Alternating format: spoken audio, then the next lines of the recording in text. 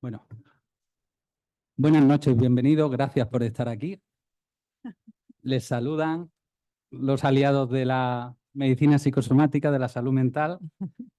Y yo seré breve porque ustedes han venido para oír a nuestros ponentes y entonces simplemente es situarles en el contexto. Estamos en el 7º itinerario de medicina psicosomática y filosofía del curso 2023-24. No hace falta ser Einstein, si es el 7º es que ha habido 6 y que salieron bien. Y entonces por eso estamos en el 7º. El 7º se titula, como estamos a mitad, mientras nos situamos y pues les recuerdo, el 7º se titula ¿De dónde venimos y a dónde vamos? Una perspectiva integral para la salud física y mental de la persona. Y entonces llevamos ya pues la mitad de los seminarios. El primero fue el acto de apertura que lo hicimos en el Ateneo con el profesor José Antonio, el excelentísimo profesor José Antonio Girón González, catedrático de Medicina Interna de Cádiz, presidente de la Real Academia. Y entonces él lo que nos iluminó fue el cambio del concepto de la enfermedad a lo largo de la historia, cómo han influido en los tratamientos. Eso fue en octubre.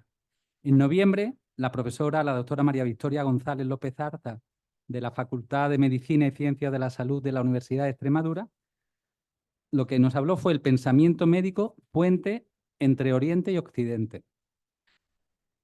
En diciembre fue el siguiente seminario titulado ¿Por qué soy como soy? ¿Configuran las urdimbres mi biografía? De la profesora doctora Consuelo Martínez Priego, que es doctora en Psicología y Filosofía de la Universidad Villanueva de Madrid. Bueno, yo estuve con ella, pero era ella la que... En enero el tema fue muy, muy interesante. La personalidad de los jóvenes en la historia y en la actualidad, donde tuvimos a la profesora Nuria Blanco Piñero, que está por allí, señálala. Allí. Es que yo estoy leyendo, sí, yo te busco. Y el profesor Rodríguez, han venido sus representantes, el profesor Francisco Rodríguez Valls. Estuvo muy, muy, muy, muy interesante. Y hoy, bueno, no, nos falta la de febrero, que fue el doctor Andrés Rodríguez Sacristán Cascajo. También estuvo interesantísimo. Él es vicepresidente del RICOM, del Real Ilustre Colegio Oficial Médicos de Sevilla. Y el título de la conferencia fue ¿Qué reciben y qué aportan los jóvenes en la sociedad actual? Y les puedo decir que si mis hijos jóvenes hubieran estado aquí, hubieran salido muy contentos. Yo salí deprimido en parte de lo que yo no me había dado cuenta, pero es verdad, aportan muchísimo. Y hoy tenemos algo que va a ser, pues yo creo que igual o más todavía interesante, que ahora les presentará el doctor Álvarez Romero a nuestros ponentes, y se llama Impacto emocional del cáncer en el hombre y la mujer de hoy. Y tenemos a la profesora doña María del Mar Aire González, profesora de psicología, ahora sí, aquí. No para señalar, sino para ti, de la Universidad de Sevilla, y el profesor, el doctor Juan Antonio Virizuela Echaburu, que es jefe del Servicio de Oncología Médica del hospital, actualmente del Hospital Quirón de Sevilla. Y yo sin más, bueno, nos quedarían para acabar el itinerario otras 3 que van a ser, perdón, otras, sí, 3. Otra en mayo que va a ser el enfermar humano en la literatura, a cargo de la profesora doctora doña María Caballero Wangwemert. Después, en junio, será el acto de clausura y la conferencia se titulará por parte del profesor don Juan Arana Cañedo Argüelles, catedrático de Filosofía de la Universidad de Sevilla, académico número de la Real Academia de Ciencias Morales y Políticas de Madrid. Don Juan Arana Cañedo. Se titulará y será la clausura de este itinerario, Trascendencia aquí y ahora. Bueno, ya les he hecho la visión global y les dejo entonces con el doctor Álvarez Romero, que les va a presentar a nuestros ponentes de hoy en día. Nada más. Buenas tardes, bienvenidos, gracias por vuestra asistencia, gracias a nuestro Colegio de Médicos que desde hace muchos años y en concreto este año en todas las actividades, pues nos cede las sedes que necesitamos y gracias a los ponentes de hoy. Y ¿quiénes son estos dos ilustres participantes? Son dos amigos míos, y respondo de ellos. Don Juan Antonio Brizuela, María del Mar Aires.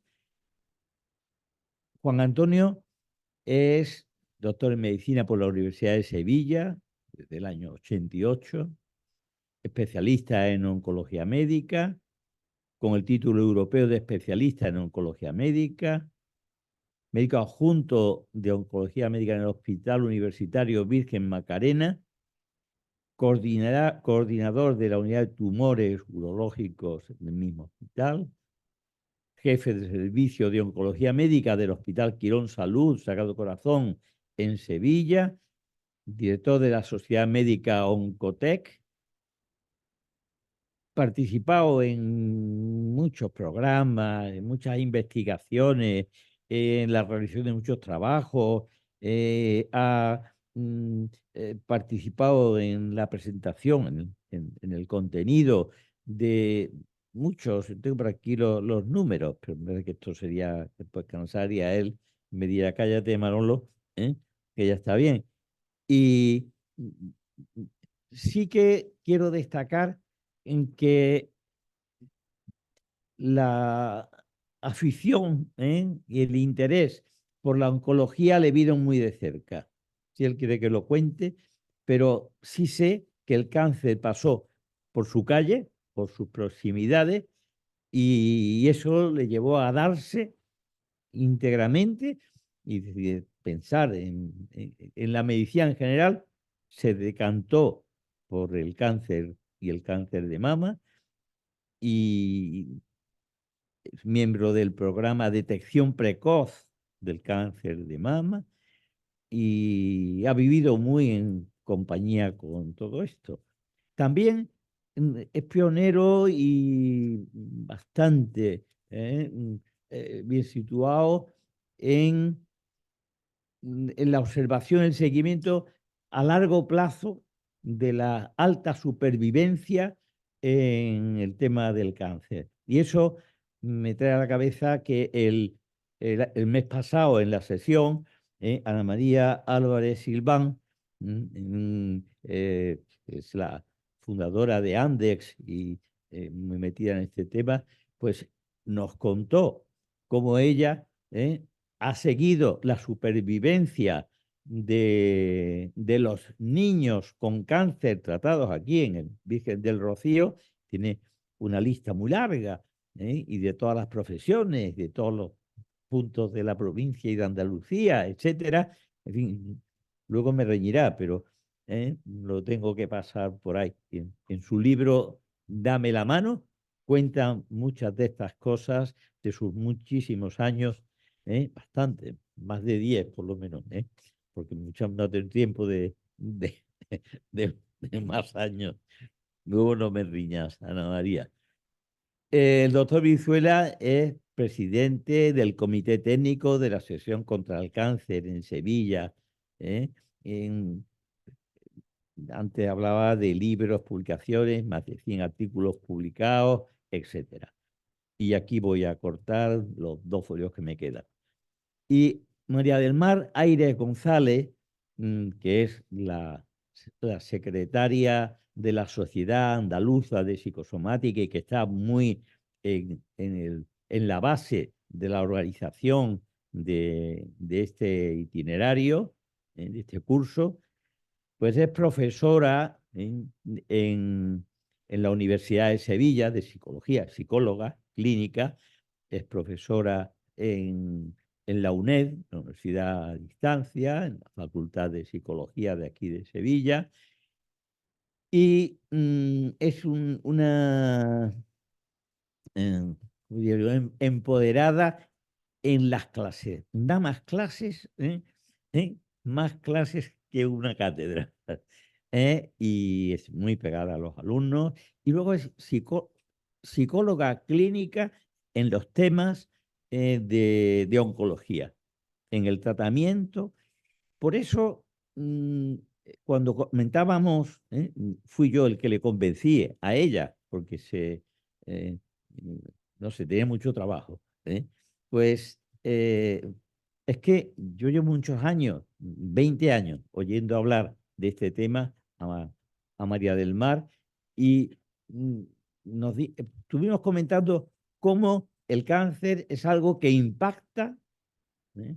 Porque existe, impacta porque me puede dar a mí, impacta porque cae como cae un cohete, en alguien de alrededor nuestro. ¿eh? Genera una serie de reacciones por la vivencia de enfermedad en gente muy íntima a nosotros o en nosotros mismos. Y, y nos vamos encontrando con grandes alegrías cuando eso revierte y se sale con la experiencia. Yo aquí conozco a la mitad de la gente que está aquí aproximadamente, pues vuestras vidas me traen muchos recuerdos de cosas de este tipo, a mí personalmente. Y claro, eso es muy bonito, encontrarse con gente, también es una vivencia que no digo que habrá que agradecerse el alcance, pero sí que hay que contar con ello, con que esto sucede de esta manera en nosotros y en las personas que están cerca de nosotros. Y yo de María del Mar voy a decir que tiene muchos artículos escritos, en que ha hecho muchos cursos, muchas comisiones, muy de psico-oncología de andar por casa, pero en muy diversos escenarios y con una profundidad muy, muy dispar y muy variable. Bueno, pues empezará el doctor Virizuela, Juan Antonio, nos enfocará el tema desde una perspectiva y luego María del Mar hará lo mismo. Y tenemos mucha ilusión en el coloquio, del que si somos fieles a la cronología y tenemos dos sesiones, dos intervenciones de 30 minutos, podremos tener más de media hora para el coloquio, que es lo que aquí resulta de mayor viveza y de mayor interés. Muchísimas gracias.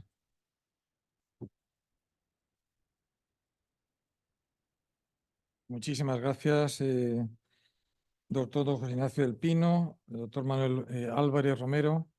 La verdad es que yo vengo aquí por primera vez y me llama la atención el nivel, iba a decir nivelazo, que hay en estas secciones, en esta reunión, con lo cual, pues en primer lugar, felicidades. Felicidades por esta iniciativa.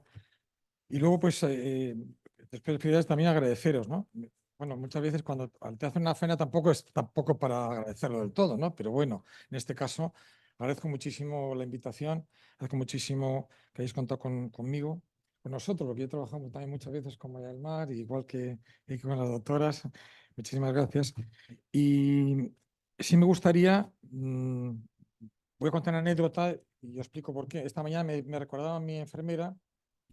Una vez vino un paciente y estuve hablando con ella, con ellos y tal, y le preguntó a la enfermera al final: oye, qué tal, doctor Vizela? Muy bien, muy bien. No le he entendido absolutamente nada, pero me ha encantado cómo habla, ¿no? Entonces, intentaré hablar despacio porque no es mi fuerte el hablar, al revés, es mi fuerte el hablar rápido. La gente cree que es porque es un tema que yo soy del norte. No, es que yo hablo mal de naturaleza y punto, ¿no? No tiene otro motivo. Pero eso es lo que me gustaría. Y luego, respecto, muchas gracias por estar aquí, pero respecto al tema, la verdad es que cuando yo empecé me dijo Manolo y más unas cosas, empecé a escribir, y luego cuando he pedido el título al final, perdonad, pero el impacto emocional del cáncer en el hombre, el hombre y a la mujer y el hombre de hoy. Yo creo que es un tema tremendamente interesante, si bien es verdad que en este tema no veo especialmente muchas diferencias, pero irán saliendo, seguro que las hay, porque las hay por tumores, las hay por patologías, pero de alguna manera quiero hacer una especie de visión general, ¿no? Y va a haber como dos marcos. El primer marco es recordar lo que son las cifras del cáncer en el momento de hoy, ¿no? La incidencia, una estimación en 2023. Casi 300.000 nuevos no, es nuestro objetivo, los pacientes de cáncer. en nuevos tumores. Vamos por tumores, pues casi la mitad, 158.000 hombres, 120.000 mujeres, de nuevos, ¿no? Próstata, colon, pulmón y vejiga, pues van en hombre, son la clasificación de 1 al 4. Mama, colon, pulmón y útero, pues también de 1 al 4 en las mujeres, ¿no? Como veis, aquí sí claramente hacemos diferencias, seguimos haciendo. Respecto a la mortalidad, que son cifras del año 21, pues vemos que los tumores de pulmón tienen una mortalidad especialmente alta, como hemos visto, tumores de pulmón con la próstata, y que supone el 29, casi el 30% de los fallecimientos en año. Lo siguen enfermedades cardiovasculares, infecciosas. ¿Qué queremos decir con esto? Bueno, pues que la verdad pues es una patología especialmente importante en incidencia, especialmente importante en mortalidad. Y en los últimos años yo creo que ha habido una bajada de mortalidad por 2 motivos. Primero, porque tenemos mejor prevención, tenemos diagnóstico precoz, tenemos avance de terapeutas, pero no nos olvidemos que cada vez vivimos más. O sea, la media del español parece que está en 82, de las mujeres, hombres en 82, las mujeres 86, cada vez vivimos más. Tenemos más tiempo en nuestra vida para que tengamos un tumor, no nos olvidemos de ese tema. Con lo cual, pues de lo que vamos a hablar interesa mucho, porque va a haber muchas personas que van a vivir lo que vamos a contar dentro de un momentito, ¿no? Respecto a la supervivencia, pues se ha duplicado en los últimos 40 años. La Asociación Española contra el Cáncer, con la cual yo colaboro, pues ya hablan de 70% curaciones en el año próximamente, como objetivo, ¿no? Pero es verdad, y tenemos pues curaciones muy importantes, como puede ser próstata, tiroides, como veis también, y luego otro, porque la curación es mucho más escasa, ¿no? En tanto por ciento. Pulmón, páncreas, esófago, y en mujeres, pues tiroides, melanoma cutáneo y mama, y nada menos también páncreas, hígado y esófago y pulmón. Sirva como una pincelada el saber, el comentar que esto es como los cafés, ¿no? En los bares, ¿no? Vamos ya a café a la carta. Y es un tema tremendamente interesante que va a incidir muchísimo en el diagnóstico, va a incidir muchísimo en el pronóstico y por lo tanto también la supervivencia de nuestros pacientes. Con lo cual, café a la carta, ¿qué significa? Pues que cada vez ya no es un carcinoma de pulmón. Antes de los que estáis más o menos implicados en la medicina o en la sanidad, pues tumores microcíticos, no microcíticos. No, ahora hay no microcíticos, puede haber 12 distintos y con unas mutaciones muy específicas que a su vez tienen un tratamiento muy específico, y con lo cual los pacientes que hace años, pues por desgracia vivían poco tiempo, pues pueden vivir años. Muchos se pueden curar. Y eso basa también en tiroides. ¿Qué significa? Que ha cambiado todo este marco que yo quería contaros al principio de cómo está la oncología, está cambiando de una manera acelerada y de una manera espectacular. Gracias a Dios, y nos va a venir muy bien porque si nos toca, pues estaremos en un buen momento de esto. El otro marco, bueno, y luego los factores de riesgo, me parece especialmente importante. Yo creo que vale más prevenir que lamentar. En este caso, yo diría que es muy importante y sí también me gustaría ver cómo inciden esos hábitos en lo que hemos dado en llamar estilo de vida. Factor de riesgo evitable es el tabaco. Hace 2 días o 4 días teníamos en una mesa en la sede de ABC, donde tienen las conferencias y tal sobre tabaquismo. Claro, es que es espectacular, ¿no? El daño que hace a la sociedad en general el tabaco. No ya el tabaco que fuma, sino el tabaco que te toca fumar porque otros fuman, ¿no? En ese sentido, que sepamos que son factores de riesgo que hay que cuidarlos. El tema de infecciones, alcohol, sedentarismo. Y luego, hombre, lo que se ha venido a llamar dieta mediterránea. Yo creo que así generalizando, aunque eso se va cada vez purificando más, aclarando más, que son importantísimos factores de riesgo evitables, ¿no? Evitables. Evitables siempre y cuando pues, dejamos el tema tabaco, alcohol, sedentarismo y, como no, pues dietas inadecuadas. Y por último, también un tema muy importante, pues es que estamos, claro, que cuanto más mayores somos, pues mayor probabilidad tendremos de tener un tumor, está claro, con lo cual, evidentemente. Este es un marco. Y el otro marco que yo tenía era qué es lo que provoca, qué problemas provoca el cáncer. En primer lugar, unos daños físicos. Estamos hablando en una mesa de medicina psicosomática y vamos a hablar sobre el título impacto emocional. No vamos a hablar mucho, pero sí dejar, bueno, 4 pinceladas de los problemas físicos que influyen mucho en lo somático, no nos olvidemos, como son el dolor, la fatiga en el sentido andaluz de la palabra fatiga, náuseas, y en el sentido del norte, fatigas, cansancio. Yo creo que podríamos decir los dos, pero en este va en la línea de fatiga en el sentido de cansancio. Problemas de nutrición que producen. Cualquier tumor tiene muchas veces una secuela de nutrición importantísima, con lo que eso conlleva de tolerancia, con lo que eso conlleva de cómo llevar la enfermedad, de cómo llevar los tratamientos. Cambios en apariencia física, espectacular. No pensemos que el pelo solamente es de los hombres, en el sentido, queda claro que no es mi caso, pero me refiero en el sentido de que se caiga. No, no, es un tema que es una imagen que no sabéis lo que duele a una paciente, a un paciente, el tema del pelo. Por el fondo es la imagen. Es como ir declarando que yo tengo un tumor. Es un tema especialmente importante. Por eso, aunque sean problemas físicos, tiene una repercusión extraordinaria en lo psíquico. Cambios de apariencia física, hemos dicho, problemas en la sexualidad, pues es igual, o sea, que son problemas que a veces pasan desapercibidos y que, bueno, y problemas financieros.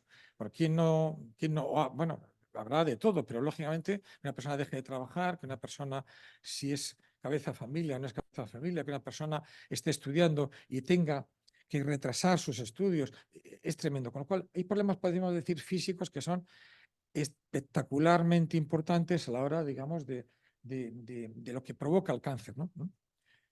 Pasamos a los emocionales. Yo voy a hacer una vista por encima de lo que puede ser, lo que provoca el cáncer del paciente.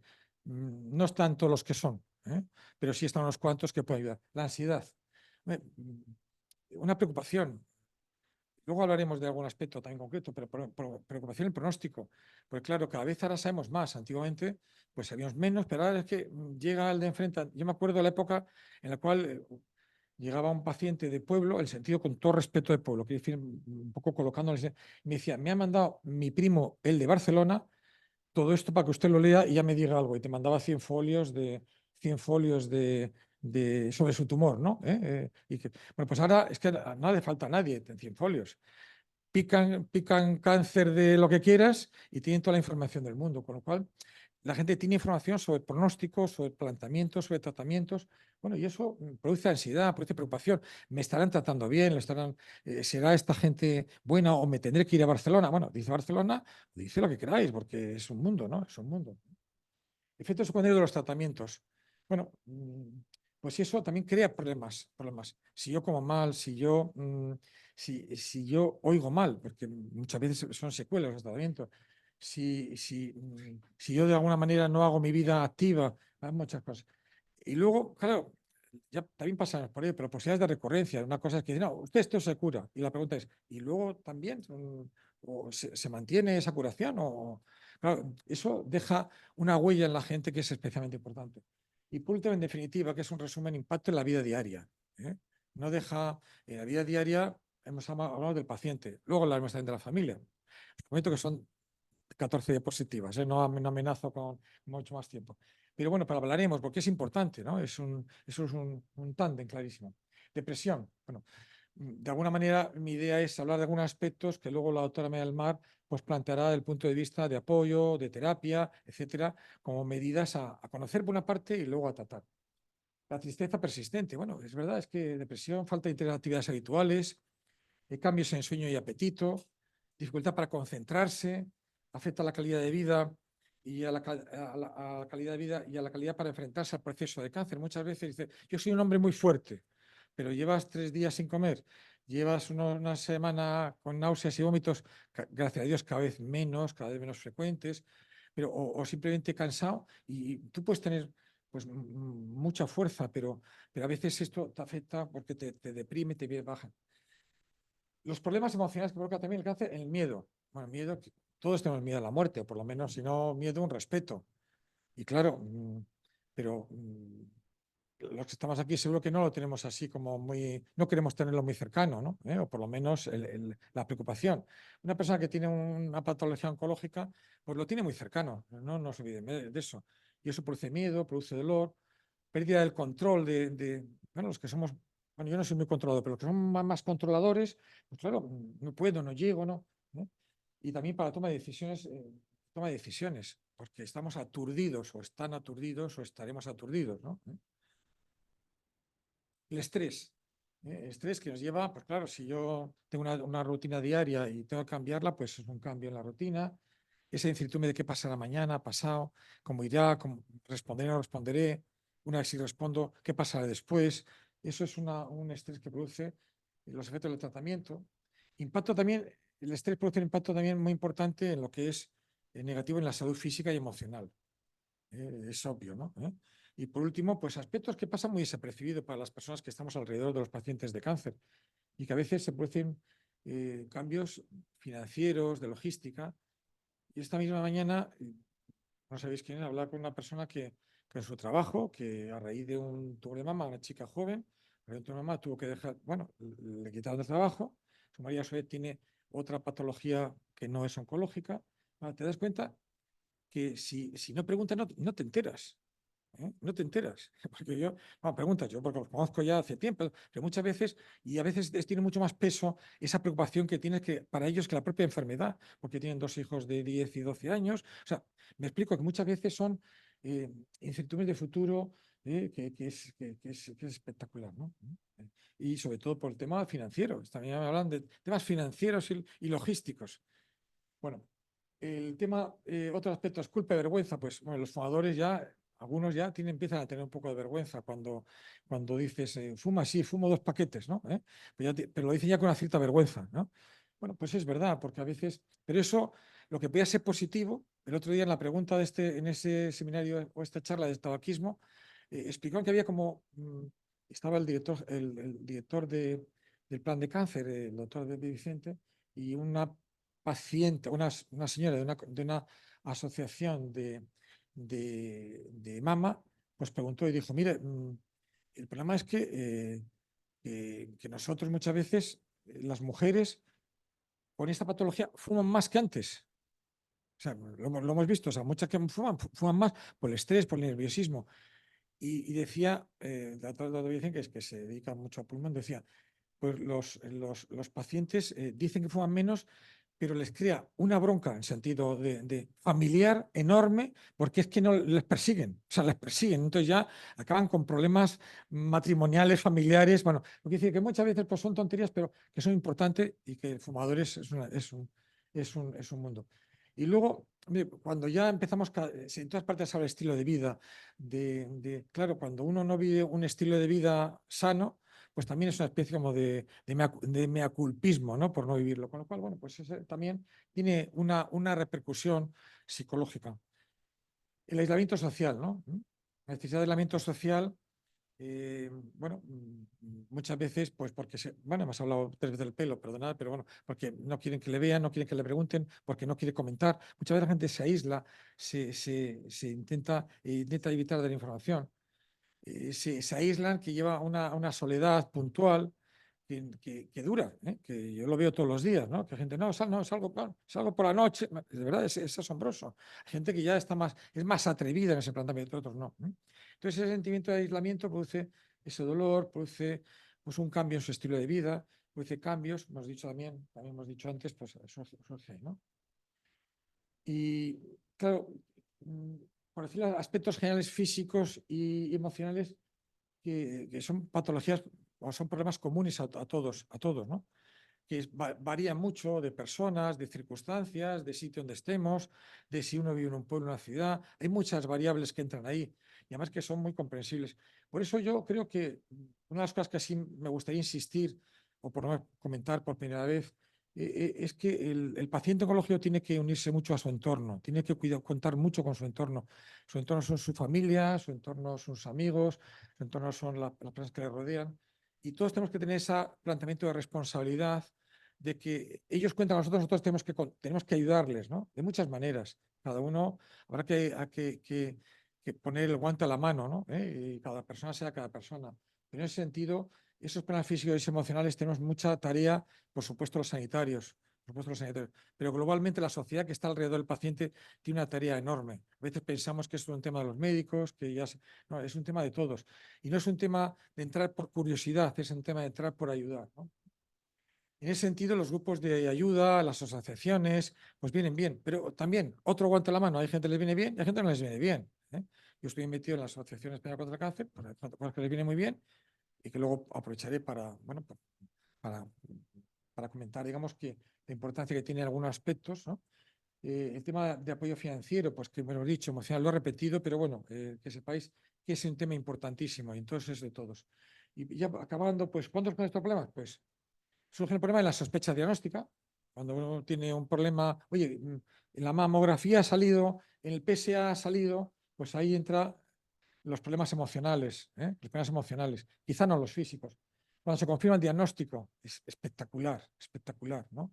La rotura, perdón, que tiene una confirmación diagnóstica de un tumor, sea con buen pronóstico o mal pronóstico, es lo mismo, es lo mismo. Es verdad que cuando ya se sabe más, pues el peor pronóstico, lógicamente, si está enterado esa persona, pues y, claro, y luego ya no es el diagnóstico, el plan de tratamiento, va a ser cirugía, va a ser quimioterapia, cuántos ciclos, cómo va, otra ruptura emocional, ¿no? De qué va a pasar, ¿no? Seguimiento. Los seguimientos son como los exámenes de la EBAU, ¿eh? La EBAU, ahora que está tan de moda la EBAU y todo el mundo está asustado con la EBAU, los pobres chavales, pues es examen y se apruebo, bien, y si no, a la calle. Bueno, a la calle no, pero bueno, otras cosas. Pues claro, y luego para nosotros una revisión es una cosa muy simple, pero lo vive todo el mundo mal, pero todo el mundo. No conozco a nadie, bueno, igual algunos sí, pero quizá por experiencia, no por... No. Entonces, claro, estas revisiones. Y luego el fin de seguimiento, cuando en muchos hospitales durante muchísimo tiempo, he dicho, a 5 años, libre de enfermedad, se puede ir usted a su casa. Es como si le dejaras huérfano. Como si dijeras, mira, me alegra haberte conocido, ¿no? Bueno, y luego con la pequeña maldad inconsciente de decir, si tiene algún problema, acuda a su médico de cabecera. Claro, eso ya es la bomba, ¿no? Porque, vamos, no por el médico de cabecera, que son extraordinarios, sino porque es de una soledad, de, bueno, ahora yo con un problema que me ha llevado fulanito, zutanito, ahora tengo que ir a... Es un mundo, ¿no? Y luego, pues eso, el seguimiento. Pero en los últimos años surgen, y una idea que quería transmitir, muchos más puntos de problema. Y están otros problemas. Los estudios heredofamiliares. Ya no es que tú tengas un tumor, sino que igual si yo tengo un tumor de próstata o tengo un tumor de ovario, tengo melanoma, o tengo un tumor de mama, pues resulta ya no es que yo tenga un problema, sino que qué pasa con mis hijos, qué pasa con mis hermanas, que tengo 8 hermanas, vamos, ¿no? De hecho, yo esta mañana iba andando al hospital y me lleva una chica que no tiene 2 hermanos, son 9 hermanos, ya mayores todos, y tiene 9 hermanos, y de los cuales tienen 2 o 3 una patología, y me dice, por cierto, te voy a mandar a otra familia, bueno, no a la unidad nuestra, a otra familia que son 8 y que tienen ya 3 problemas oncológicos. Bueno, o sea, y ya es un problema, no es un problema emocional que tenga el paciente, que lo tiene toda la familia.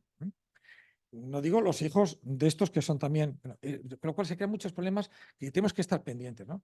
El diagnóstico hipertemprano. Bueno, es una frase que no la vais a encontrar mucho, pero empieza a utilizarse ya no diagnóstico precoz, programas de screening, sino diagnóstico hipertemprano. Cómo a través de antecedentes y estudios moleculares podemos prever que un paciente puede tener un tumor. Eso está ya. Está ya, es ya. O sea, que estamos haciéndolo ya. ¿Qué significa? Pues, hombre, que ya no es que yo estoy malo y que tengo, sino que estoy súper sano, pero como tuve un tío, como tuve mi padre, me estoy haciendo una prueba y eso pues también crea sus problemas emocionales importantes, ¿no? Hemos dicho el fin de seguimiento es al final y por último los largos supervivientes. Gracias a Dios muchos largos supervivientes, ¿verdad? Pero esos largos supervivientes viven con una espada de Damocles muchas veces porque depende de patología. Cualquier que le dé un día a la garganta dice, no será el pie, no será. Entonces, en ese sentido, bueno, pues es un tema importante, ¿no? Y todo eso produce una incertidumbre. Yo creo que hay como 2 palabras. La incertidumbre es lo que yo creo que, de alguna manera, sobre el cual pivota todas estas situaciones. Una incertidumbre agravada por el momento, agravada por las circunstancias, agravada por el punto por donde entremos a este proceso o por el punto donde nos saquen del proceso o salgamos del proceso, ¿no? La incertidumbre.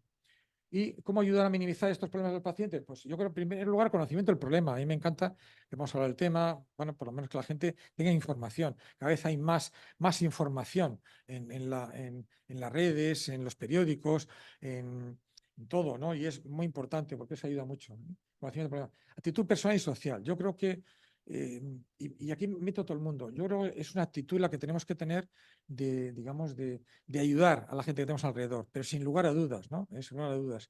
Muchas veces, no quiero molestar, no quiero llamar, la gente necesita ayuda. Y en ese sentido no hablo del general, yo hablo ya particular, como médico que veo pacientes, y muchos por desgracia, pues lo que quiero decir es que es una actitud, una actitud. Muchas veces la empatía como bueno, la empatía como también comentaré luego, pues es esencial ponerse en el otro lado de la mesa. Yo creo que es un tema especialmente singular, bonito y que de alguna manera es el mejor apoyo emocional que podemos hacer a la gente, ¿no? Y ahí pues sí quiero meter a las asociaciones que creo tienen un papel muchas veces, en ocasiones, mucho más potentes unas que otras, pero cada uno tiene su público, su dirección, ¿no? Y yo creo que es un tema esencial y aprovecho para decirlo, porque muchos de los que estén aquí lo hemos hablado muchas veces, la importancia de la creación de unidades de apoyo psicológico. Es esencial, ¿no? O sea, no podemos la oncología no se lleva exclusivamente con un médico que sepa de tumores. La oncología se lleva pues, con un equipo y dentro del equipo tiene un papel esencial lo que es el apoyo psicológico a los pacientes. ¿Que de acuerdo a los médicos podemos hacer algo? Pues algo podemos hacer, pero realmente podemos declarar el problema, pero tendrá que venir gente como María del Mar, como la doctora Blanco, pues y los que estéis aquí dedicáis a la oncología, que digamos que aplique el tratamiento específico, ¿no? Nosotros podemos diagnosticar el problema, orientar el problema, y en ese sentido creo que, bueno, pues antes hablaba de la Asociación Española contra el Cáncer, pues verdad, pues históricamente en Sevilla ha tenido una importancia buena porque fue el primero que empezó con el diagnóstico precoz de mama, el primero que empezó con radioterapia, donde llegaba a cosas donde la estructura sanitaria no llegaba. Y ahora estamos en el tema del apoyo psicológico. Yo creo que es esencial que los hospitales tengan apoyo psicológico. Un hospital como el Macarena pues tenga apoyo psicológico desde hace un mes y medio o 3 meses, bueno, igual me equivoco, pues es una pena, ¿no? Porque tiene apoyo y tendría que tener, pues o el Virgen Rocío que tiene 3.000 pacientes, nosotros tenemos 1.500. Dice que es importante la creación de unidades de apoyo psicológico. Y por último, que decía cómo ayudar, y pues es mi última diapositiva, pues con la formación. Hombre, yo creo que esto forma parte de la formación, pero la formación tiene que ir por muchos sitios. Y diría formación y divulgación de las cosas, ¿no? Con la comunicación, tenemos que aprender a comunicar. Los médicos somos un desastre. Pues lo digo, vamos, pero un desastre en este tema. Y si éramos un desastre antes, cuando había bolígrafo y papel, no te digo ahora que hay ordenador, no te cuento, ¿no? No te digo ahora que aparte del ordenador tienes que dar la cita al paciente, citarlo, verlo. Entonces, claro, a veces es que al paciente ni lo miramos a la cara. Hoy me decía una compañera, hablando de un tema, dice, yo al paciente a veces le pido perdón porque no le voy a mirar a la cara. Así, ¿eh? O sea, igual me sobra pero vamos, me mira a la cara. Entonces, claro, el problema es eso. Yo creo que la comunicación es esencial, la comunicación es cara a cara, la comunicación es, como decía antes, guante a la mano. Y la empatía, vuelvo a repetir, pues yo creo que es esencial en nuestra profesión. En todas, pero en esta especialmente. Yo creo que la empatía es terapéutica. Es terapéutica. Ya si queréis luego me decís que no, pero me lo demostráis, ¿no? Y luego, lo último ya, he dicho que la última, pero cómo ayudar a los profesionales, que es un tema muy importante, porque la gente dice, cuando alguien se presenta, oye, yo me presento con Juan Antonio Izuel y tal, soy oncólogo, y ¡uf! Vamos, te parece que da pena, ¿no? Y, como diciendo, vaya pena, pobre hombre, ¿no? Pero, ¿por qué? Porque parece como si una faena para mí, me lo digo, y para mis compañeros, ser oncólogo es una satisfacción, es poderse sentir útil, ¿no? En nuestro trabajo. A veces lo que pasa es que sí tenemos que aprender a regatear cuando los problemas nos afectan personalmente, porque es así. Por eso es muy importante que fuera el trabajo cultivar áreas de nuestra vida importante que nos interesen, nuestra familia, los deportes, los amigos, lógicamente, ¿no? ¿Eh? Decía lo de empatía, perdón que lo he repetido, pero papel de todos. Y por último, pues esa implicación de todos. Y yo creo que esto es una manera de implicarse vosotros como este grupo que estáis en este séptimo itinerario, al cual vuelvo a felicitar, asociaciones, creación de unidades de apoyo psicológico y, como no, insisto, cuidar al cuidador, que es muy importante. Y el cuidador no es el médico, no os olvidéis, ¿eh? El cuidador es la enfermera, vamos, la enfermera, es la auxiliar, nosotros tenemos una limpiadora en Quirón que es una cosa espectacular. Vamos, también así que la hemos metido en un programa de actividades culturales para pacientes oncológicos que van a desarrollar. Porque es espectacular, porque es un amor, ¿no? Dependiente de los pacientes, no sé qué, todo el mundo la adora. O sea, que todos tenemos un papel en esta atención a nuestros pacientes, ¿no? Y muchísimas gracias. Y parece, yo creo, este marco, le dejo a María del Mar que lo traten.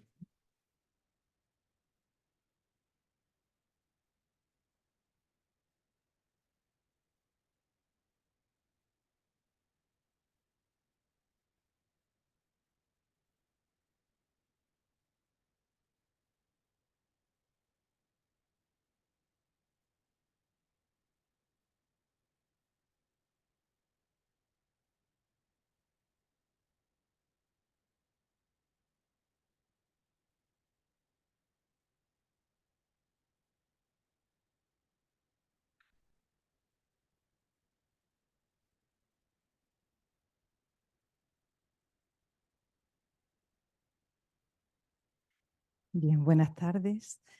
En primer lugar, bueno, agradecer la presentación a mi querido doctor Álvarez. Gracias al Colegio de Psicólogos. Muchísimas gracias a esta sociedad que yo sé que me quiere muchísimo y que probablemente no voy a estar a la altura de lo que espera, porque realmente todos mis antecesores pues, han sido de una calidad excepcional. Y bueno, yo voy a hacer una presentación sencilla, cercana, que fue lo que el doctor Álvarez me pidió. Y voy a intentar no entrar mucho en los tecnicismos, en cifras, sino bueno, intentar hablar un poco del día a día, de la persona que tiene cáncer. Muchas gracias al doctor Virizuela por acompañarme en esta mesa, porque realmente es un buen compañero de camino. Hemos trabajado muchos años juntos y bueno, y siempre es un placer hablar con él. Bueno, me toca hablarles del impacto emocional del cáncer en el hombre y la mujer de hoy. El impacto de la enfermedad en general, la enfermedad crónica, a veces no depende tanto del diagnóstico concreto, sino del grado en que esa enfermedad afecta a la persona. Por eso hablamos del impacto emocional. ¿Cómo afecta esa enfermedad a la persona en su vida, en su persona, la familia, el ocio, el trabajo, sus expectativas, su futuro?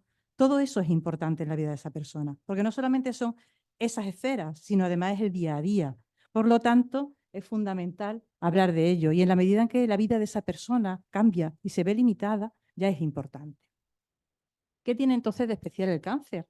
Porque, bueno, hay muchísimas enfermedades graves, pero esta tarde estamos hablando de cáncer. El doctor Virizuela ya les ha puesto en antecedentes claros acerca de, bueno, en qué consiste el cáncer, qué implicaciones tiene, nos ha hablado un poco por encima de los tratamientos, ¿no? De la cantidad, el abanico tan amplio que hay ahora en comparación con los años, con hace pues, 15, 20 años, ¿verdad? Ha cambiado muchísimo el panorama y eso es una alegría. Es una alegría porque hay muchísimas personas que sobreviven al cáncer, pero eso también tiene su consecuencia, que es el impacto de ese cáncer y el haber sobrevivido al cáncer durante toda la vida de la persona. Entonces, el cáncer ya sabemos que es una patología que seguimos temiendo, no es algo para tomárnoslo a broma, a chiste, y es un proceso que es crónico, nos va a acompañar el resto de nuestra vida. El cáncer es un acontecimiento estresante por muchísimos motivos, porque todavía sigue siendo un tabú. Hay muchas personas que le diagnostican un cáncer y rápidamente lo quieren compartir con las personas cercanas porque quieren recibir ese apoyo, quieren recibir ese amor, ¿no? El sentirse con alguien cerca, con alguien con quien poder compartir esa preocupación que tienen por el diagnóstico de la enfermedad. Pero hay otras muchas personas que no lo hacen así, sino que lo ocultan, se esconden, no quieren que le pregunten. A veces no es una cuestión de querer ocultar, sino no me quiero enfrentar continuamente a que me pregunten cómo estoy, cómo no estoy, cómo me siento fuerte, cómo te ha ido el tratamiento. Entonces, en ese sentido, pues sigue siendo una enfermedad que no vemos siempre bien. Tenemos miedo a perder el control, a no tener el manejo de la enfermedad. Cuando yo tengo la tensión alta, el médico me dice que me tome una pastilla y si como bien, hago ejercicio, la tensión se mantiene a rajatabla. Pero con el cáncer las cosas no son tan sencillas. Entonces no siempre tenemos sensación de control. El miedo a la muerte, obviamente, porque es una enfermedad que en la medida en que no se trata, pues nos va a llevar a un camino hacia la finalización de la vida.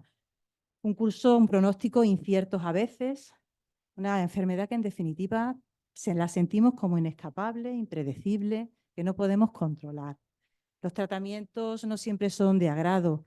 Una quimioterapia que nos va a hacer tener náuseas, vómitos, caída del cabello, la fatiga, baja de defensa, o sea, son muchísimas las dificultades. Una radioterapia que igualmente, la cirugía ni hablar, una cirugía de mama, una mastectomía radical, pues lógicamente hace que la imagen de una mujer cambie totalmente. Un cáncer de colon en el que sea necesario un ano artificial, pues igualmente cambia la imagen de la persona. Hay muchísimas dificultades, ¿no? A la hora de intentar manejar las consecuencias de esos tratamientos, a pesar de que son tratamientos bien recibidos, porque gracias a ese tratamiento la persona sigue hacia adelante y se cura y sobrevive, pero no deja de ser difícil. Además, el cambio importante de una dependencia del sistema sanitario.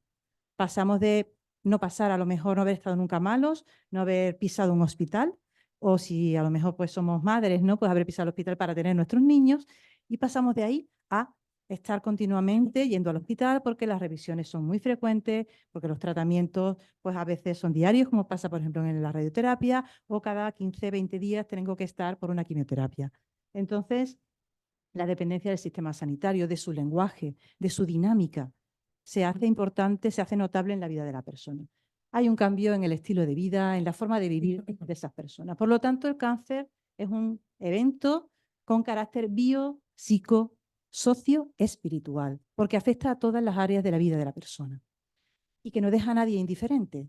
Todos, de alguna manera, sentimos el cáncer, cada uno de una forma, pero ninguno pasa por alto sobre el cáncer. Este es el dios Jano. A mí me gusta mucho utilizar esta imagen porque el dios Jano, como ven, tiene dos caras. Una cara que mira hacia el pasado y la otra cara que mira hacia el futuro. Esa dualidad del dios Jano tiene su lado bueno y su lado malo. Su lado bueno es la posibilidad de construir hacia adelante. Cuando nos diagnostican un cáncer, hay un antes y un después. Un antes del cáncer a un antes de ese diagnóstico en el que yo pues tengo muchas vivencias, muchos recuerdos y me parece que todo fue muchísimo mejor que lo que estoy viviendo ahora. Y por delante lo que me espera es mucha incertidumbre. No sé exactamente lo que va a suceder, porque el momento presente es un instante y lo que esté por venir pues tendré que ir andándolo poco a poco. Por lo tanto, ese diojano, yo siempre me quedo con la cara de la derecha, que es la que mira hacia el futuro, con la posibilidad de construir, no con la incertidumbre que a lo mejor me puede generar ese cambio brusco del diagnóstico de cáncer. Podríamos resumir las áreas de la vida de la persona, en todas estas, ¿no? Familia, amistades, ocio, salud física, salud emocional, trabajo. Todo puede cambiar en el cáncer o a raíz del cáncer, pero la persona sigue estando ahí y sigue presente y cambiando a la vez que cambian todas esas áreas de su vida, unas más y otras menos. Pero no nos olvidemos, todo eso además queda imbuido por el contexto sociosanitario, porque la vida de esa persona ya queda vinculada a esa atención médica, al menos hasta que, como decía antes el doctor Virizuela, pues ya pase esos años de revisiones en las que no ha habido ninguna modificación y entonces a esa persona se le puede dar el alta. Entonces, ¿qué sucede cuando una persona le diagnostica un cáncer?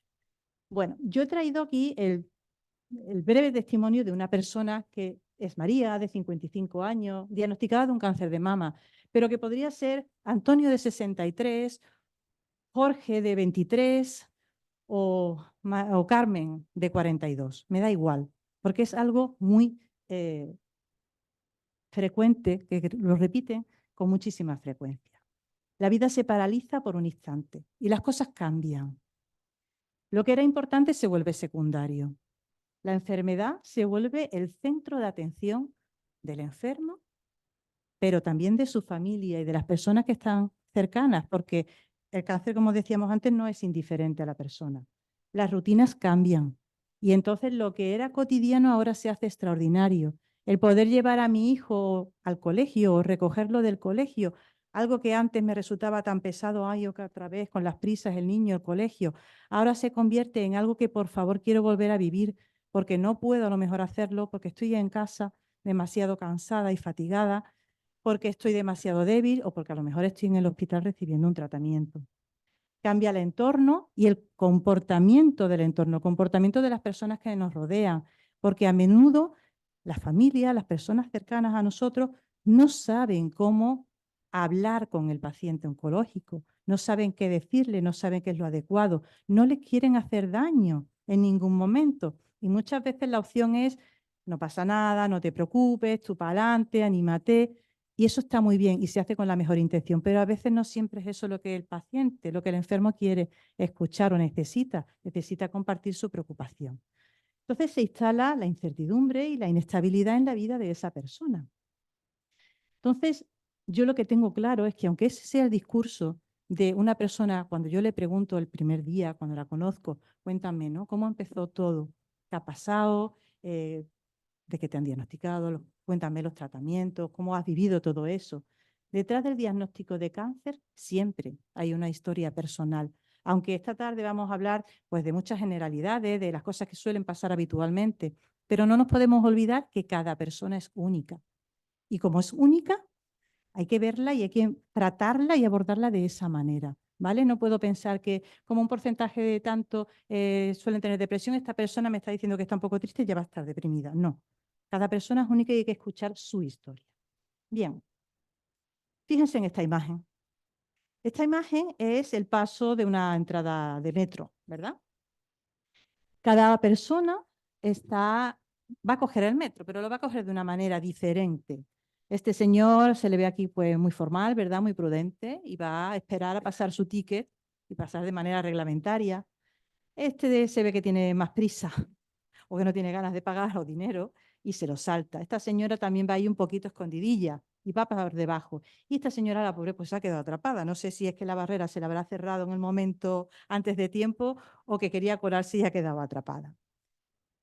Esto es lo que yo me planteo cuando una persona enfrenta un diagnóstico de cáncer. Cada uno enfrenta el diagnóstico de la mejor manera que puede. Cada uno lo hace en función de la historia previa de vida que tiene. No es lo mismo que en una familia sea el primer diagnóstico de cáncer a que sea ya el quinto. Que ya uno ha vivido los anteriores, ha ido acompañando a otros familiares en esa enfermedad y entonces pues puede tener algunas distorsiones o algunas interpretaciones erróneas en torno a lo que pasa con la enfermedad y en otras veces a lo mejor tiene una vivencia de una crudeza demasiado alarmante. Una historia previa, las características de personalidad, los valores que esa persona tenga, sus creencias, la percepción de riesgo. Todo ello, el apoyo, el manejo de la información, todo ello va a hacer que cada persona pase de una forma diferente. Pero aparte de todo eso, hay otro aspecto fundamental, que es cómo interpreta la persona la enfermedad. La enfermedad, ¿qué acabo de hacer? A ver qué he hecho. No se pasa la diapositiva. Perdón. Perdón, se me ha ido el hilo. Sí, estábamos hablando de la interpretación de la enfermedad. Si no interpretamos la enfermedad de ninguna manera, no sabemos a qué nos estamos enfrentando, ¿vale? Y cada persona necesita dotar de significado la vivencia que está teniendo, la enfermedad, su cáncer. Entonces, cuando estamos en una situación de incertidumbre, hay ausencia de significado, no sabemos a qué nos enfrentamos, no le podemos poner nombre y apellidos. Pero cuando ya le damos ese marco, ya enfocamos la situación de una determinada manera. Bien, en esta tabla que yo les traigo se plasma las diferentes estrategias o que definen el ajuste mental al cáncer. Es un modelo que tiene ya muchos años, pero es un modelo que está hoy en día en vigor igualmente. Es un modelo que plantea que el ajuste mental al cáncer depende de la valoración que hace la persona de su diagnóstico, cómo se lo plantea, la percepción de control que tiene esa persona sobre su enfermedad, la visión que tiene de su pronóstico, de cómo va a ser mejor o peor, al margen de lo que de verdad médicamente después el oncólogo le plantee, el tono emocional, por lo tanto, que adopta ante esa situación y el afrontamiento. Bien, los distintos perfiles son, pues bueno, un perfil de espíritu de lucha en el que la persona se plantea, pues, que hay un reto, una pelea. El cáncer es un desafío. El cáncer no puede conmigo. Yo voy a estar ahí, ¿vale? Y entonces la persona tiene percepción de control. Eso no quiere decir que la persona se crea que se va a curar ni cosas por el estilo. Cree que puede hacer algo por estar mejor en esa situación. Tiene, por lo tanto, una visión del pronóstico positiva de yo voy a hacer todo lo que esté en mi mano y después ya, bueno, pues las cosas ya iremos viendo, pero yo voy a hacer todo lo que pueda. Un tono emocional de cierta ira o de cierta ansiedad. ¿Por qué? Pues porque en la medida que tenemos esa pequeña rabia, pues nos movemos para poder hacer cosas, para estar activos enfrentando a la enfermedad. Y un afrontamiento, por lo tanto, que requieren actitudes activas, participando en la recuperación de ese diagnóstico y con una búsqueda de información moderada. Antes el doctor Virizuela ha apuntado el tema de la información. La información es un tema muy delicado porque hoy en día llegan personas a la consulta con tal cantidad de información, ¿verdad? Que dice, Dios mío, sabe más que el médico. Es algo tremendo. Y esa cantidad de información ellos pretenden que les dé sensación de control, no siempre es así. A veces lo que les da es una gran ansiedad y les hace perder el control. Después tenemos un perfil de evitación, negación. La persona ahí niega el problema, niega la gravedad de la enfermedad. Y entonces se plantea que no hay amenaza, que es un error, que no es para tanto, que hay que ver que es exagerado todo el mundo. Y entonces no hay que controlar nada porque no hay percepción de peligro y la persona pasa por alto la enfermedad. Evidentemente eso tiene unas consecuencias a nivel físico importantísimas, puesto que la persona entonces no se pone en manos de los médicos, sino que, bueno, no le resta valor al diagnóstico y entonces no hace los seguimientos adecuados. Y eso, por lo tanto, tiene unos riesgos y unas consecuencias muy importantes. Tiene una visión optimista porque es ajeno realmente a lo que sucede. Es un mecanismo de defensa. Es demasiado duro el impacto de saber que tengo un cáncer como para enfrentarlo directamente y entonces niego al menos durante un tiempo esa posibilidad. La persona estará serena y, bueno, no hay afrontamiento específico puesto que no tiene que pensar nada, no hay nada que temer. Otro planteamiento puede ser la desesperanza, la indefensión, el sentirse perdido por un diagnóstico que, bueno, que cree que no tiene posibilidad de cambio, que es inevitable, que es negativo y que la persona no tiene sensación de control, está totalmente sobrecargado por las demandas. En ese caso, no hay un afrontamiento, sino que hay una sensación de que no se puede hacer nada por esa situación. El fatalismo, la resignación pasiva, ahí la persona va a entender que lo que hay es una amenaza, pero no una amenaza elevada. Vive una pérdida, he perdido la salud, y por lo tanto me siento agredida, ¿no?, por esa pérdida de salud. Pero me pongo en manos de los médicos. Hay un control, una sensación de control, pero es un control externo.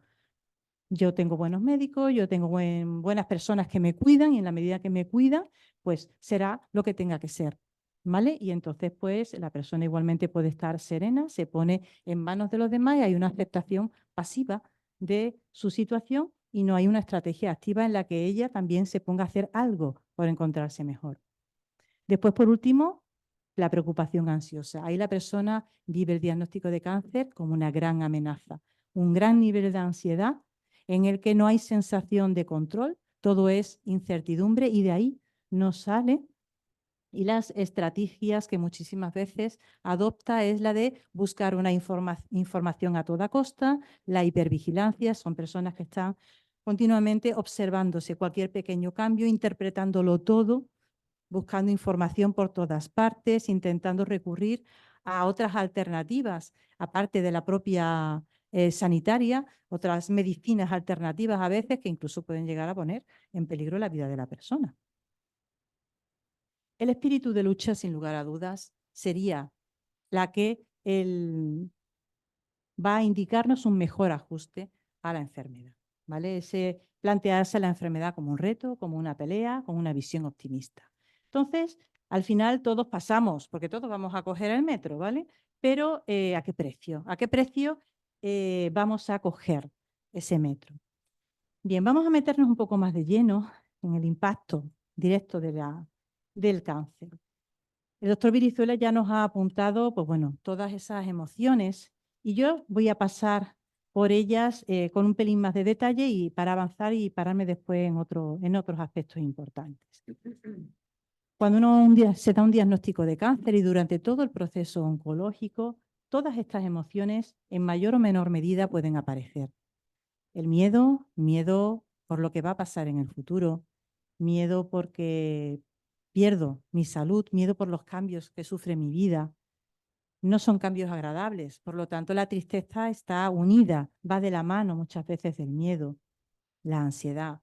Ansiedad por no sentir control sobre lo que me está sucediendo, por no saber si mañana voy a poder hacer lo que tenía previsto, por querer controlar mucho más de lo que quiero. Por ejemplo, a veces, no sé, algo tan aparentemente simple como puede ser la fecha el cambio de fecha en una cita con el oncólogo, ¿verdad? O algo que simplemente es retrasar 2 días. Eso ya puede angustiar muchísimo a la persona porque necesita ese control, necesita ese acompañamiento y no siempre puede ser de la forma que la persona lo desea. Otras veces, la negación, porque la negación, sobre todo al principio, para muchas personas es necesario. El impacto es tan importante que necesitan tomarse su tiempo para entender lo que significa tener cáncer y lo que significa tener cáncer en ellos, porque para cada persona va a ser diferente y se va a vivir de manera distinta. Entonces, a menudo hay un periodo de tiempo en el que existe esa negación que después, pues bueno, ya pasará a otras emociones, pasará a tomar más conciencia de lo que está sucediendo. Pocas personas me he encontrado que hayan tenido un proceso de negación que les haya acompañado todo el tiempo. Aunque sí les comento, recuerdo perfectamente una señora cuando yo empecé hace muchísimos años, que no se me olvidará nunca, porque era una señora que, bueno, precisamente pues porque tenía mucho miedo a que le pudieran decir que tenía algún problema de salud importante, pues había dejado llevar, se había dejado ir. Y bueno, pues cuando fue al hospital, pues bueno, ya estaba, su enfermedad estaba muy avanzada. Esta persona que, bueno, recibió algún tratamiento, pero no quería preguntar nada, no quería saber nada. Y yo, que la conocí cuando ya estaba en sus últimos días de vida, recuerdo que cuando fui a verla a la habitación, yo le pregunté que, bueno, cómo se encontraba, cuál era el motivo de estar ingresada, porque siempre pregunto eso para saber cuál es la percepción que ellos tienen, ¿no? Y me contestó, yo la verdad es que no sé por qué todo el mundo está tan preocupado. No hacen más que venir mis hijos, mis primos, aquí viene todo el mundo y al fin y al cabo, bueno, sí, que yo me duele un poco el pecho, pero en realidad yo lo que tengo es un problema de tensión alta. Yo me quedé a cuadros cuando esa persona a mí me dijo eso. Ha sido la única persona que me ha dicho eso en tantos años. Pero esa persona, su negación le acompañó hasta el final, ¿vale? Impidió que fuera al médico a tiempo y después le acompañó durante todo su tiempo. Bien. También la ira, ¿vale? La ira, la rabia. ¿Por qué me ha pasado esto a mí? ¿Por qué en este momento? Y todos pensaremos, a ver, ningún momento es bueno para que nos diagnostiquen un cáncer. Claro está. Evidentemente, comparto esa idea con todos ustedes, pero siempre el momento en el que llega es el peor que nos parece porque cuando somos jóvenes, porque es que estoy empezando a vivir la vida. Cuando estoy en mi plenitud, en mi madurez de persona adulta, porque es que estoy empezando a tener el control y a disfrutar la vida de otra forma.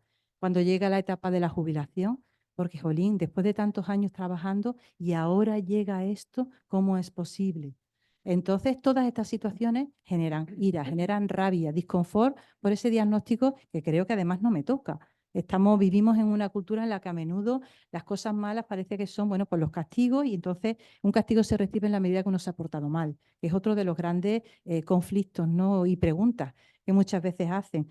Porque a mí, ¿yo qué he hecho para merecer esto? Si yo siempre he sido una persona comprometida, una persona que me implico con los demás, una persona que me he cuidado, porque ahora viene esto, ¿vale? No es justo.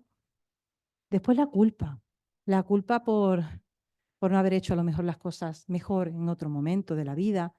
Hay que ver si yo sabía que el tabaco no era bueno, por qué he abusado tanto, si ya me lo decían. Y ahora tengo esto y ahora esto ya no es tan fácil de resolver. No es tan fácil de resolver como dejar de fumar. No puedo cuidar a mis hijos como yo quiero. No puedo, no sé si los voy a ver crecer, no sé si les voy a poder dar los consejos que a mí me gustaría darles. Todo eso genera culpa y muchísimas cosas más. La esperanza también es una emoción que se genera, ¿vale? Que está ahí. ¿Por qué? Porque tenemos siempre esa ilusión y en muchas ocasiones esa certeza de que todo va a salir bien, de que nos acompaña los médicos, el personal sanitario, nuestra familia, y eso hace que nos sintamos mejor en el proceso de tratamiento y después de seguimiento. Y entonces la esperanza siempre hay que conservarla, incluso cuando ya está cercana a la muerte de esa persona, porque hay muchos tipos de esperanza. Hay esperanza de vida, pero también hay esperanza de encontrarse bien, de poder compartir con las personas que yo quiero mis últimos deseos. Hay muchos tipos de esperanza y todas ellas hay que cuidarlas y hay que cultivarlas. La hostilidad, la rabia, no ya la rabia por qué me ha pasado a mí, sino la hostilidad hacia los demás. El que, como yo estoy enfadado por lo que me ha sucedido, estoy enfadado con todo el mundo y tengo unos cambios de humor tremendos y no siempre estoy siendo considerada con los demás que están ahí intentando apoyarme, que no saben ni cómo hacerlo, pero yo encima voy y les doy una patada con el pie. Y eso también a veces está. El sentimiento de vulnerabilidad, porque seguro que todos los que estamos aquí en la sala en algún momento nos hemos sentido o creemos que somos invulnerables. Las cosas les pasan a los demás. no nos pasan a nosotros, pero resulta que sí que nos pasan. Nos pasa muchas, les pasan a personas que tenemos cerca y ese sentimiento de vulnerabilidad, de que las cosas sí que suceden y que no somos tan fuertes como nos creíamos, pues también se presenta. Y yo también he añadido la gratitud, porque a menudo el pasar por una experiencia tan compleja, tan dolorosa como es un diagnóstico de cáncer, hace que uno conozca a tantas bellas personas en el camino. Personas que uno creía desconocidas o que no eran tan importantes en su vida, descubre que son muy importantes. Otras personas que se suman al camino de la vida de esta persona, porque pues el oncólogo o alguien de una asociación, otros enfermos con quien compartimos mis inquietudes. Ahí también se desarrolla muchísima gratitud hacia las personas que nos acompañan e incluso, y me van a decir cómo es posible que digas esto, hacia la propia experiencia de haber vivido esta enfermedad. Porque se descubren cosas y uno le da un valor diferente a la vida. Valor que a veces, si no se pasa por esto, parece que pasa desapercibido y llegamos al final de la vida y no nos hemos parado a pensar en lo importante que es cada minuto y lo maravilloso que es vivirlo. Aunque sea a lo mejor con un disgusto y enfadado, pero lo estoy viviendo o lo estoy compartiendo con otra persona. Y tener esa sensación de cambio, ¿vale? Es maravillosa, aunque sea a raíz de un diagnóstico de este tipo. Bien, todas estas emociones, que salvo lo último que he comentado son negativas, ¿son realmente tan malas? Pues bien, realmente no son tan malas, es algo natural, todas estas emociones son naturales y la persona que me diga que ha tenido un diagnóstico de cáncer y no ha tenido esas emociones, no me lo creo, es imposible, las personas no somos de piedra, somos de carne y hueso y todas esas emociones, unas en mayor medida y otras en menor medida, aparecen. Son, por lo tanto, no solo naturales y normales, sino que son necesarias. Son necesarias porque son emociones que nos mueven para avanzar. La tristeza nos ayuda a priorizar, a darle valor a las cosas y a manejar las expectativas y colocarlas precisamente en el sitio que yo quiero. El enfado me ayuda a luchar, a combatir, a no conformarme con lo que hay. No me conformo con mi diagnóstico, me conformo con mi diagnóstico y con qué puedo hacer yo además ahora para ayudar. ¿Qué puedo hacer además de ponerme los tratamientos? Si comer de tal forma me va a sentar mejor, bien. Si hacer ejercicio me va a sentar mejor, bien. ¿Qué es lo que tengo que hacer? Entonces, estar mínimamente enfadados, a disgusto con esto nos mueve a hacer cambios. Y el miedo también es necesario porque nos protege para no ser imprudentes, nos protege de los riesgos y avisa de posibles complicaciones que podamos tener. Por lo tanto, las emociones negativas, entre comillas, no son tan malas. Tienen sus porqué, tienen su significado, responden siempre a algo que en ese momento estamos viviendo. Eso sí, si la intensidad de estas emociones es excesiva o dura demasiado tiempo, entonces ya estamos hablando de otra cosa. Y entonces ya sí que hay que buscar apoyo psicológico. Yo no puedo estar eternamente triste, no puedo estar eternamente con miedo o con ansiedad. Bien, al hilo de estas emociones negativas, el discurso a menudo de las personas que rodean a una persona con diagnóstico de cáncer es: anímate, anímate, no pares, no puedes estar así, es que hay que ver, no seas tan pesimista, ya verás cómo te vas a curar, verás lo que vamos a planificar las vacaciones de dentro de un año y medio. Esa presión lo que hace es que a menudo tapona la necesidad de desahogo de la persona con ese diagnóstico de cáncer. Porque cuando tenemos un diagnóstico de cáncer, tenemos que desahogarnos, tenemos que expresar todo eso que sentimos, todo eso que está en nuestra cabeza tiene que salir.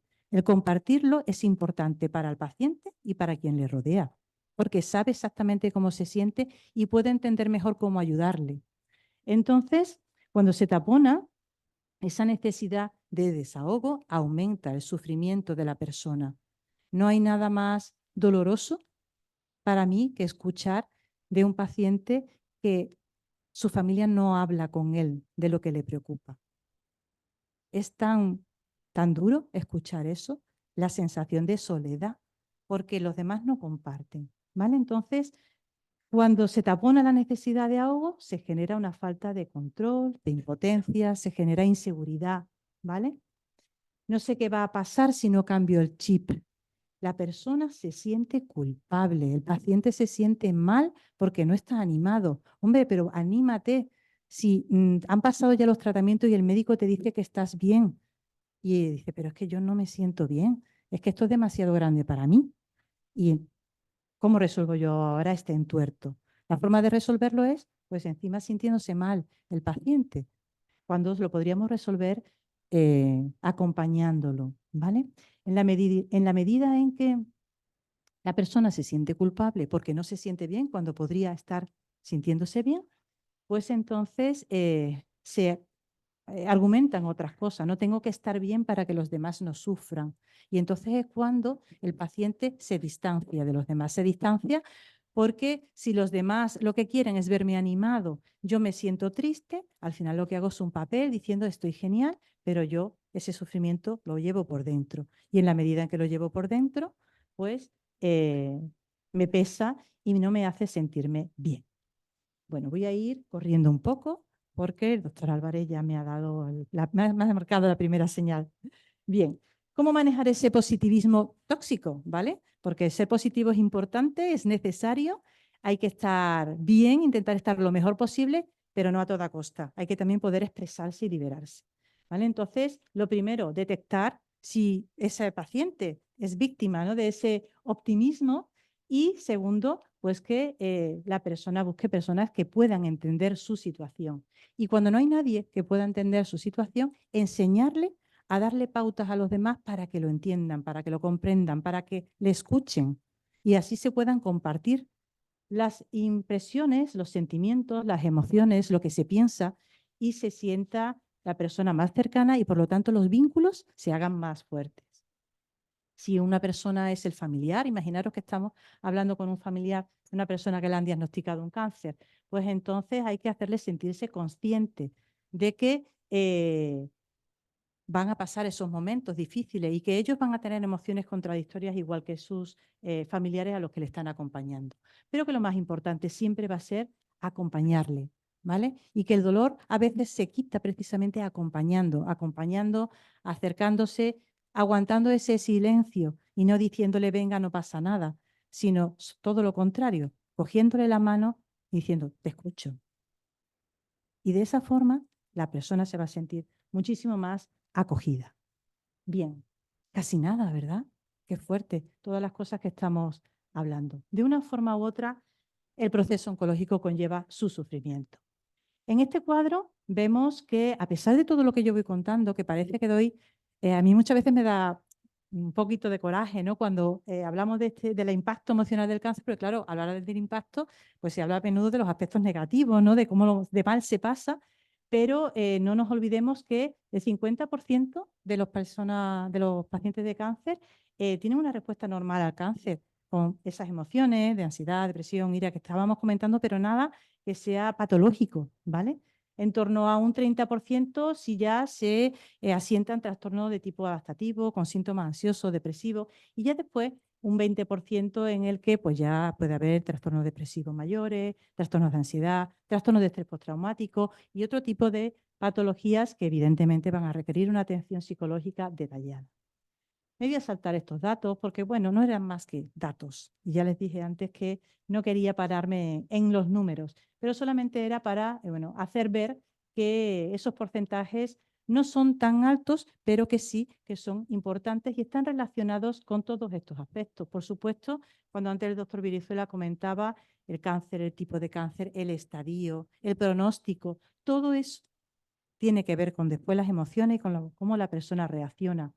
Otros aspectos del individuo, como la edad, ¿vale? La edad, el sexo, hombre, mujer, y el propio sistema. El propio sistema porque una cosa de la que antes el doctor Virizuela hablaba, ¿no? Pues de la comunicación tan importante, del ser empático, pero se han parado a pensar que a menudo o muchas veces el lenguaje médico los pacientes no lo conocen, ¿verdad? Y tienen que aprender un lenguaje médico, tienen que aprender qué quiere decir la quimioterapia. A mí muchas señoras, seguro que a Juan Antonio le pasará igual, me hace mucha gracia cuando me dicen, a mí me ponen la quimi. La quimi es la quimioterapia, ¿vale? Entonces, pues tienen que aprender un lenguaje, aprender a desenvolverse en un entorno que es hostil para ellos, aunque después se sientan muy cómodos y muy protegidos en él. Bien, hombre y mujer son distintos ante el cáncer. Son distintos, ¿vale? Pero las diferencias se observan en la forma como cada uno afecta, ¿no? Es verdad que la percepción de salud, de vulnerabilidad, el bienestar, para todos es importante y es relevante. El tío vivo emocional, que en las mujeres se da más, ¿vale? Ese tío vivo emocional. No es que los hombres no lo tengan, pero la intensidad de las emociones en la mujer a menudo se hace más gravosa con respecto al hombre. La afectación de la imagen corporal, la sexualidad, la fertilidad. En algunos tipos de cáncer es muy relevante.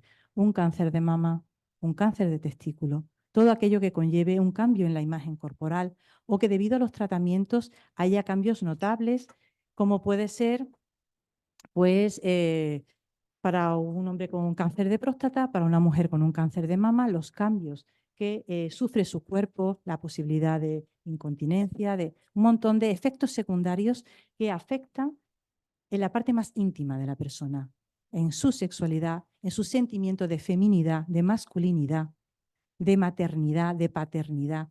Todo ello es un cambio importante y que genera muchísimas emociones. La autoestima, el autoconcepto, pensamientos intrusivos. Bien, esto ya lo he comentado muy por encima. ¿Pueden cambiar las emociones durante el proceso oncológico? Sí que pueden cambiar. Las respuestas las ha comentado el doctor Virizuela y por ello no me pararé mucho, pero sí recordarles que en el periodo de diagnóstico la ansiedad, el miedo se instala. En el diagnóstico la sorpresa por lo que ha sucedido. En el inicio del tratamiento, una buena dosis de esperanza, de que las cosas van a salir bien, de una actitud positiva. Cuando aparecen los efectos secundarios de los tratamientos, las dudas, jolín, si estoy casi peor ahora que antes del tratamiento, ¿cómo va a ser eso? Eso no me lo puedo explicar. El fin del tratamiento, un gran alivio, una satisfacción. Bien, ya he acabado los tratamientos. Ahora viene el seguimiento, pero el seguimiento viene asociado a ese síndrome de Damocles, a esa sensación de la espada encima de la cabeza que no sé cuándo va a caer. La recaída. Cuando hay una recaída, el estado de ánimo depresivo se instala en la persona, porque quiere decir que las cosas no han ido bien, no han salido bien, y entonces hay que empezar otra vez. Pero es otra pauta de tratamiento que nos va a ayudar igualmente. Pero evidentemente de primeras, la sorpresa para la persona, el golpe emocional es muy duro. El reinicio del tratamiento, desconfianza, ¿saldrá como el anterior o este va a ser el definitivo? Este va a ser el que va a valer, ¿no? Y por último, en caso de que la persona, bueno, pues esos tratamientos no vayan bien, pues llega a una enfermedad terminal, pues bueno, unas fases que son concretas, específicas de ese desarrollo de la enfermedad terminal en la que no es objetivo de esta tarde y no nos vamos a parar. ¿Cómo manejar esas emociones? Pues, y ya finalizando, la persona, el hombre o la mujer que tiene un diagnóstico de cáncer, tiene que permitirse sentir, darse tiempo para comprender, para entenderse, para entender a los demás, darse tiempo para disfrutar, enseñar a los demás cómo acercarse, porque no siempre es fácil hablar con una persona con un diagnóstico de cáncer. Lo hacemos con la mejor intención, pero no siempre acertamos y queremos siempre darle lo mejor a esa persona. Disfrutar del apoyo, expresar las necesidades, lo que le hace falta a cada uno, cuidarse, confiar y solicitar información. ¿Qué puedo hacer con la vida que tengo? Pues vivirla entera. Para la persona que le diagnostican un cáncer, cuando empieza a tener emociones especialmente negativas que le martirizan, cuando la intensidad de esas emociones aumenta, es el momento de plantearse poder ir al psicólogo. Es una ayuda más, no es algo obligatorio, no hay que ir sí o sí. Es un apoyo muy importante, eso sí. La intervención psicológica puede ser de tipo preventivo, puede ser directa en el momento porque la persona no se encuentra bien, o de urgencia, cuando ha habido un imprevisto y hay que entrar en ese momento a atender a la persona porque ha habido un imprevisto demasiado grande. 4 aspectos fundamentales en esa intervención psicológica. Un enfoque integral, Yo no concibo atender a un paciente sin haber hablado con el oncólogo antes o saber en qué consiste su diagnóstico. O sea, tenemos que trabajar mano a mano, no podemos trabajar por separado. Fomentar los recursos, dotar del máximo de recursos para esa persona que en ese momento no se encuentra bien como para afrontar el día a día de su enfermedad. Detectar sus necesidades y, por supuesto, siempre favorecer y facilitar el apoyo emocional. La clave al final de nuestro trabajo va a estar siempre en escuchar lo que se dice, cómo se dice y también lo que no se dice. A veces un silencio es muchísimo más importante que un largo discurso. Nunca asumamos nada que, o sea, demos por sentado. Primero siempre averigüemos. ¿Me olvido de algo? Sí, me olvido de algo, del cuidador, ¿vale? De la familia, pero no es objeto de esta tarde. Ahora quizá a lo mejor en las preguntas hablaremos de los cuidadores, de los formales y de los informales, de la familia, del papel de la familia que es tan importante y del papel del personal sanitario, que son unos grandes olvidados, porque ellos están al pie del cañón. Son los que dan el diagnóstico, son los que están acompañando en los tratamientos y no es tarea fácil la del oncólogo, la de la enfermera que acompaña a ese paciente. Esto me lo salto. Y me quedo con esta frase que al doctor Cano seguro que le va a gustar. Toda persona tiene algo en común con todas las demás personas. Toda persona tiene algo en común con alguna otra persona. Y toda persona tiene algo único, no compartido por ninguna otra persona. Eso es la vivencia de un cáncer, algo único, que tendrá cosas en común con los de otros pacientes de cáncer, pero la experiencia del cáncer, sin lugar a dudas, es única, especial y muy importante para esa persona y para su familia. Al final lo que importa no son los años de vida, sino la vida de nuestros años. Muchísimas gracias.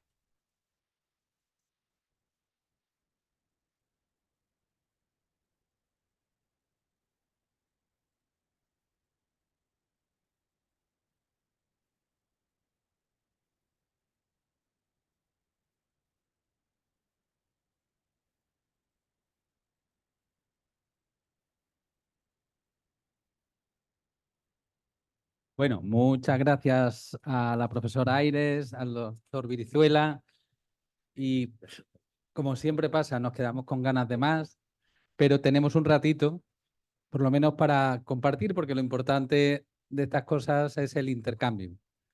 Y aquí sí que todos tenemos cosas que decir, que opinar, que comentar, que preguntar. Y como sé que están ansiosos por hacerlo, yo no les distraigo más. Y no, no sé si tenemos el micrófono. Me cachis. Se nos ha ido ahora mismo. Vamos a empezar. Pues quien quiera que haga la pregunta fuerte o la repetimos desde la mesa para que nos la contesten nuestros ponentes.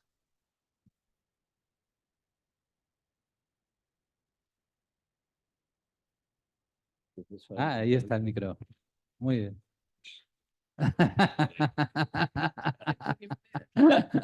Malo. Muchas gracias. Pues cuando quieras. Bueno, Buenas tardes. Primero mi agradecimiento. ¿quién se puede presentarse, por favor? Que me levante. Que te presente, que te presente. Ah, bueno, me presente, si tú ya me conoces. Bueno, soy médico José María Malo Aragón. Era pediatra, como soy pediatra, aunque esté jubilado ya, y he llevado muchos problemas de niños crónicos y eso. Y hay una cosa que siempre me ha llamado mucho la atención. Ya ha dicho la psicóloga que es un tema tabú, que es vergonzoso y demás. Pero no solamente es la enfermedad, es el propio nombre de cáncer. La gente le da miedo decir la palabra cáncer, no sé por qué. Y vemos en los medios, ha muerto de una corta enfermedad, una grave enfermedad. Incluso alguna vez me pasó yo hablando con alguien que un familiar se le había muerto de cáncer, estábamos hablando normal, y le digo, ¿de qué ha muerto? Y entonces mira a soslayo y baja la voz, ha muerto de cáncer. ¿Por qué ese miedo? ¿Porque piensa uno contagiarse por la palabra cáncer o qué es lo que ocurre ahí? Gracias. Yo creo que eso está cambiando, claramente. Yo creo que esa frase que ha comentado es así, era así, pero yo creo que está cambiando mucho. Se está normalizando la palabra desde mi punto de vista. Sí, yo lo veo igual. Realmente está cambiando, sigue pasando. Por eso, de hecho, lo he comentado al principio. O sea, se ha muerto de algo malo, pero esto es malo. Este tipo de cosas siguen estando ahí y es triste, ¿no? Que se siga escuchando ese tipo de frases. Es verdad que los medios de comunicación, yo creo que hace ya un tiempo se empezaron a dar cuenta del daño que hacía que ellos utilizaran frases del tipo hablar de la droga como el cáncer de la sociedad y ese tipo de historias, ¿no? Y entonces están ya también desde los medios cuidando más la forma en cómo se habla, ¿no?, del cáncer. Igualmente, el que las personas, por ejemplo, personas públicas, personas que conocen, mucha gente, hablen abiertamente del cáncer está ayudando muchísimo. El que un famoso, ¿no?, le diagnostiquen un cáncer y rápidamente en sus redes diga, me han diagnosticado un cáncer, cuento con mi familia, estoy confiado en los médicos, me van a hacer tal, me van a hacer cual, tengo ánimo, quiero seguir con esto hacia adelante. Todo eso ayuda un montón y hace que esa impresión de que el cáncer es algo malo cambie.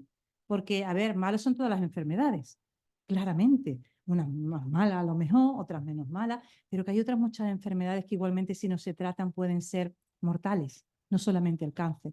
Pero el cáncer es verdad que se han vestido de ese halo, ¿no?, negativo, que yo creo que, bueno, que igual que el doctor Virizuela está ya cambiando afortunadamente, pero hay que seguir batallándolo. La tarea al final es de todos nosotros. El que cuando a alguien lo dice en voz baja, decirle, bueno, pero no pasa nada.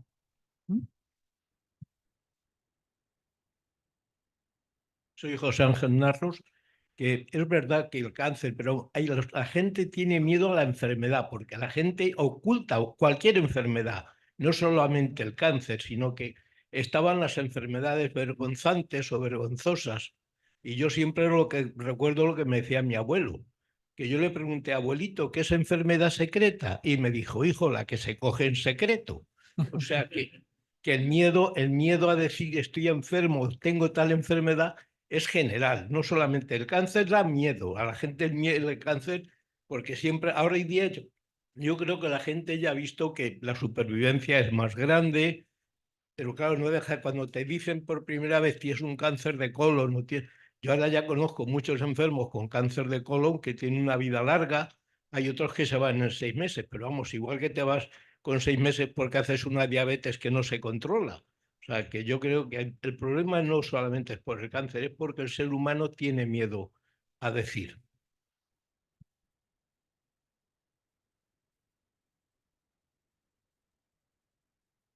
Hola, yo soy médico también. Me llamo Josefina Grueso y soy pediatra también. Y he tenido cáncer. Hace 3 años y medio me diagnosticaron. Y aparte de agradecer la conferencia a los dos ponentes, porque la verdad es que me he visto reflejada en cada una de las cosas que habéis dicho. Me estoy emocionando. Eso es normal. Eso es normal. En fin, pero bueno, la verdad es que la incertidumbre, que es una palabra que habéis repetido ambos, yo creo que es lo que a mí tengo siempre presente. Ahora mismo estoy en un proceso de revisiones y las revisiones son como el examen del EBAI, del BUP o del COU que se llamaba antes. En definitiva, ese miedo y esa incertidumbre nunca se va, porque yo creo que esto es innato a la supervivencia del ser humano, ¿no? Y entonces siempre tienes miedo a la noticia y tal. Yo he procurado durante todo el tiempo mantenerme al margen, a pesar de ser médico, es que no he leído absolutamente nada de cáncer, nada. He ido a mi médico me ha explicado, he preguntado lo mínimo necesario y lo más inmediato y he ido viviendo mi propia experiencia. He contado con mi familia, que me han apoyado muchísimo, con mis amigos, y eso es impagable, desde luego. O sea que todo eso la verdad es que es muy importante y bueno, hay que seguir viviendo. Yo he procurado afrontarlo de la manera mejor posible, he procurado no cambiar mi vida, he seguido haciendo lo mismo dando el mismo coñazo que otras veces y procurando disfrutar de lo que he podido, ¿no? Y en fin, bueno, mi experiencia en definitiva ha sido positiva. Hasta ahora ha sido positiva. Muchas gracias. Ha acabado, por ahora, como madrina de la promoción, en la que estás embaucada más o menos. Muy bien.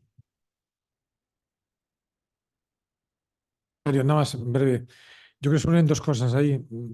Ponerme bien a la cabeza dos cosas. Primero, que esto que está comentando, pues es la normalidad. O sea, que habla de cáncer, pues yo creo que ese testimonio, vamos a decirlo así, pues nos ayuda a todos, ¿me explico?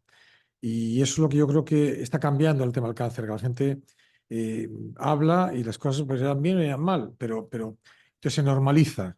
Desde la Sociedad Española de Oncología Médica, la Sociedad Española de Radioterapia, se busca eso, la normalización de esta patología. Y el otro tema que quería ligar rápidamente es el tema decía Mayelmar, la última pregunta era agradecimiento. ¿Cuál es la última? Era gratitud, gratitud. Es asombroso la gente, pacientes, cuando profundizas un poco, dentro de la desgracia importante que tiene tener un problema oncológico, cómo han descubierto muchas cosas personales, familiares, sociales, y muchas veces con esa serenidad que da el tiempo, la gente ve las cosas positivas que a veces tiene por desgracia, y no quiero, no quiero plantear que la enfermedad sea mejor que no tenerla, que quede bien claro, sino que hay muchas cosas muy positivas. La gente valora el día, la noche, el amanecer, el atardecer, sus hijos, sus nietos. Es verdad, es llamativo, porque muchas veces nos quedamos en lo negativo. Yo creo que positivamente hay muchas cosas y los que estamos alrededor de procesos de cáncer, pues lo mismo, ¿no? Valoramos lo que tenemos.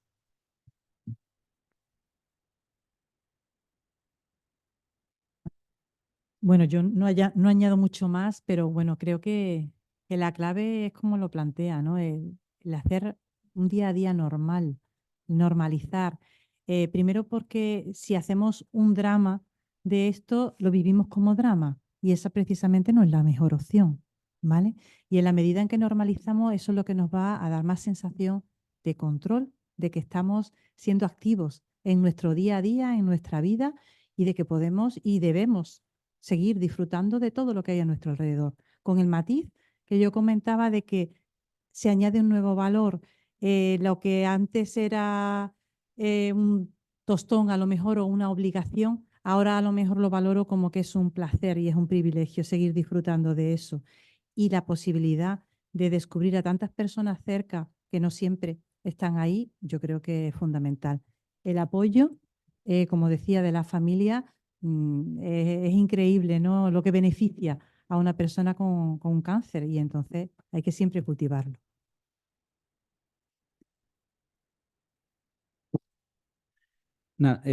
Bueno, mi experiencia sería desde el punto de vista de la medicina, pero también a nivel personal no he tenido un proceso oncológico, si no hubiera visitado al doctor Viriseura, pero sí que le he visto la oreja al lobo. Y entonces cuando uno ve la oreja al lobo, yo creo que eso es lo que se refiere cuando la profesora Aires dice de gratitud, sí, porque me ha dado, es verdad que uno se acuerda y lo que antes, pues es verdad, se acuerda uno de los hijos, especialmente si son pequeños, porque no puede estar con ellos, que no los va a ver crecer o que, vale. Entonces, la gratitud, y quisiera eso comentárselo a ellos que tienen experiencia en este campo, es como cuando alguien te avisa, buen profesor te dice, el examen va a ir de esto. Por favor, repásense y te lo dice a principio de curso. Repásese, o por lo menos a mediados de curso. De esto va el examen. ¿La vida de qué va? ¿No? Esto va de la vida de que jugamos a que vamos a estar aquí siempre. Dentro de 50 años, bueno, alguna gente sí que veo por ahí joven, van a estar, pero yo creo que no voy a estar, me parece a mí. Y entonces, de aquí nos vamos todos. ¿Qué se puede, cómo lo podemos enlazar con el tema de nuestra conferencia de hoy, ¿no? ¿Qué hace un cáncer, un proceso oncológico con respecto a esto en la vida de las personas? Antonio. Yo creo que cada persona es cada persona, cada circunstancia, cada circunstancia. Pero he visto cosas maravillosas y no me gustaría ser exagerado, pero es verdad. O sea que lo has dicho muy bien. aquí estamos de paso. El problema es cuándo, cómo, lo más tarde posible, de la mejor manera posible, eso es el objetivo, ¿no? Pero yo he visto cosas, hay una frase que yo utilizo a veces con mis pacientes y entenderme lo que quiero decir con eso, que yo siempre digo, mira, los papeles los tenemos que tener arreglados. Papeles tenemos que tener arreglados. Y papeles son papeles físicos, son papeles familiares, son papeles espirituales. Yo creo que es una de las cosas que yo, digamos, más creo que nos tenemos que apoyar en, ¿no? Porque la gente valora mucho eso. Yo recientemente tengo un caso espectacular, espectacular, no voy a dar mucho, pero de una persona que tenía 7 hijos, o 8 hijos, o 9 hijos, vamos a dejar los hijos, no va a ser que, en el sentido de diversas matrimonios, y en un momento determinado, bueno, pues es que es una unión con todos, o sea, todo el mundo estaba encantado de cómo había ido la evolución, por desgracia, la última parte de la evolución después de muchos años, porque la gente se había dado cuenta que tenía que arreglar sus papeles. Igual es un poco crudo lo que estoy diciendo, pero eso da una satisfacción, una tranquilidad, una serenidad y digamos, una aceptación de la situación enorme. Si el paciente sabe y que hemos hecho todo lo posible, que se ha hecho todo lo posible, que es un tema, bueno, pues que ya hemos llegado al final de la carrera, pero la gente es importante que tenga los papeles arreglados. Yo creo que es un tema que eso da una gran felicidad dentro de la pena, dentro de la dificultad que son esos momentos. ¿Qué más? Bueno, ¿no? Dos Sí, palabras. no, dos. Yo añado una cosa, una experiencia personal.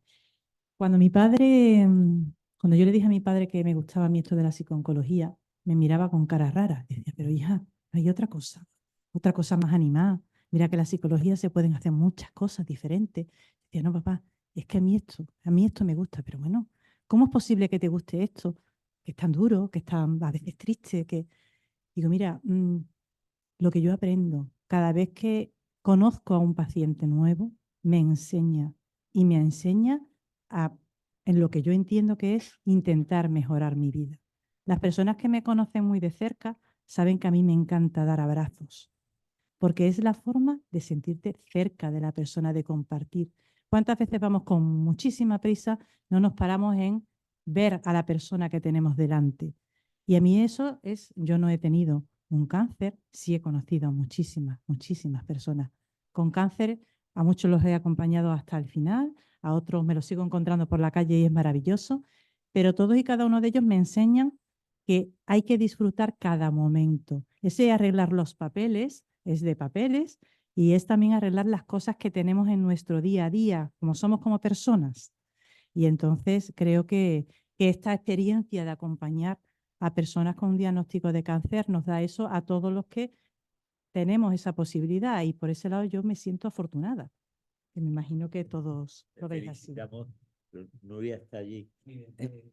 Nuria, dale, Nuria. Pero Nuria tenía que hacer No, una... yo tengo deberes del profesor Cano para después, pero un poco al hilo de lo que estáis diciendo. Para mí, todo lo que estáis hablando, que por supuesto es el Evangelio, pero de la mano me trae siempre el concepto del sentido de la vida, ¿no? Como la gran estrategia o la gran herramienta en la que la persona se puede ajustar al trance que va a vivir, ¿no? La vida va muy rápido y de pronto la enfermedad te para y si consigues reengancharte con ese sentido de la vida y redirigirlo, posiblemente el ajuste pues sea mejor incluso aunque la enfermedad evolucione mal.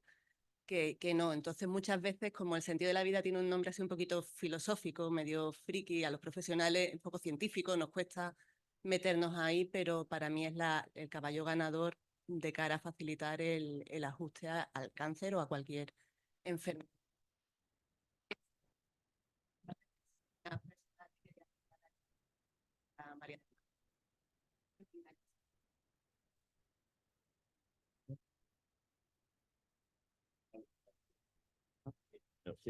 Yo, verá, es que lo comparto al 100%, Nuria. Es que es lo que lo que quería transmitir, es darle sentido a cada día. El título de nuestro itinerario es ¿de dónde venimos hacia dónde vamos?, ¿no? Pues precisamente es eso, es el sentido de la vida y el sentido se lo damos las personas en cada minuto que vivimos. Y entre comillas, da igual lo que estemos viviendo. La cuestión es que seamos conscientes de lo que tenemos entre manos en cada momento y qué podemos hacer, ¿vale? Y sobre todo disfrutar de los que nos rodean. Entonces, lo has clavado, Nuria, el sentido de la vida totalmente. Simplemente nos tendremos que despedir, agradecer desde el Colegio de Médicos vuestra asistencia, a los que están en las ondas telemáticas también, esperemos que haya llegado bien. Y este tema yo creo que para cualquier persona nos da mucho que pensar y como bien han dicho nuestros ponentes, esperemos que sea algo para que agradezcamos y que nos ayude a seguir adelante. Yo nada más que darles un fuerte aplauso a nuestros ponentes.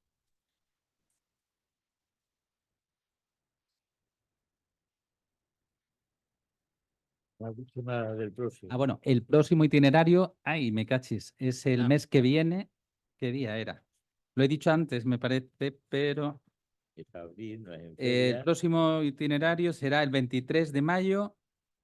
No, Ah, no, uy, abril. perdón, el 25 de abril. ¿Por qué nos hacemos adictos? Las adicciones en la actualidad. Por la doctora, el 25